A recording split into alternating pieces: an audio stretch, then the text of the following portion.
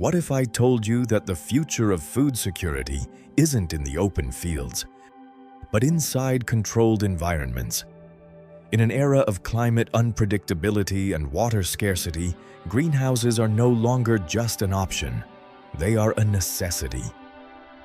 Today, we're going deep into the science of protected agriculture, from structural engineering and thermodynamics to smart irrigation and ROI.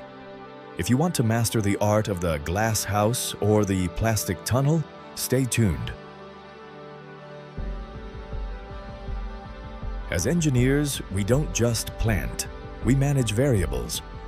Why choose a greenhouse? Microclimate control, total command over temperature, humidity, and CO2 levels. Water efficiency, using drip irrigation systems can reduce water consumption by up to 70% compared to traditional flooding. Verticality. In a greenhouse, we grow up. Indeterminate varieties can reach heights of 4 meters, multiplying yield per square meter by 5 times to 10 times. Biosecurity. It's a physical barrier against pests and soil-borne pathogens, drastically reducing the need for chemical pesticides. A greenhouse is a machine. If the design is flawed, the machine will fail. Therefore, the design specifications are as follows. Orientation. The golden rule. Align the length of your greenhouse north to south. This ensures the sun travels over the structure from east to west, providing uniform light distribution and preventing plants from shading each other. The skeleton. Use galvanized steel pipes, at least 1.25 inches diameter. Galvanization is critical to prevent rust in high humidity environments. For high wind areas, the Gothic arch design is superior to the Quonset, circular shape for structural integrity. The covering, the skin. Don't just use any plastic. Look for 200-micron polyethylene with UV stabilizers to prevent degradation from the sun, anti-drip/anti-fog, to prevent condensation droplets from falling on leaves, which causes fungal outbreaks, IR infrared additives to trap heat during cold nights. Now we will talk about the technical aspect, which is the environmental control system inside the greenhouse. Ventilation.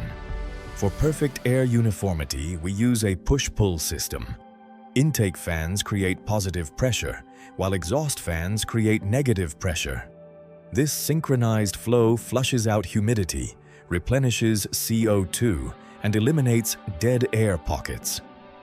In greenhouse engineering, ventilation is the heartbeat of the system. Evaporative cooling, pad and fan. In hot climates, we use cellulose cooling pads on one end and exhaust fans on the other. This creates a pressure drop that pulls air through the wet pads, dropping the temperature by 10 to 15 degrees Celsius. Automation. As an engineer, you should look into IoT integration. Sensors for soil, moisture, EC, temperature, humidity, and pH can automate your pumps, ensuring the plant gets exactly what it needs, when it needs it. What should you grow to maximize your profit from greenhouse farming? Colored bell peppers, high market value, though they require precise pruning and climate control. Parthenocarpic cucumbers. These don't need bees for pollination, perfect for enclosed environments. Hydroponic leafy greens, fast turnover, 30 days, and high density. Strawberries, high ROI, especially when grown in A-frame vertical systems.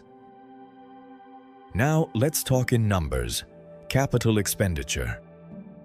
The initial cost includes the structure, plastic, irrigation grid, and cooling system. It's higher than open farming, but the payback period is often shorter due to higher yields. Operational expenditure. Your biggest costs will be seeds and seedlings, specialized water-soluble fertilizers, and electricity for cooling.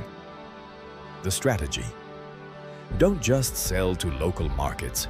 Greenhouses produce export quality.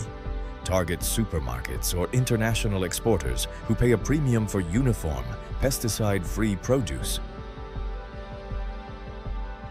Greenhouse farming is the intersection of agriculture and engineering. It's about precision. If you monitor your variables, water, light, temperature, and nutrients, the plant becomes a predictable production unit. This is Enlighten. If you found this technical deep dive helpful, hit the like button and subscribe. If you have questions about specific greenhouse sensors or structural calculations, drop them in the comments below. See you in the next one.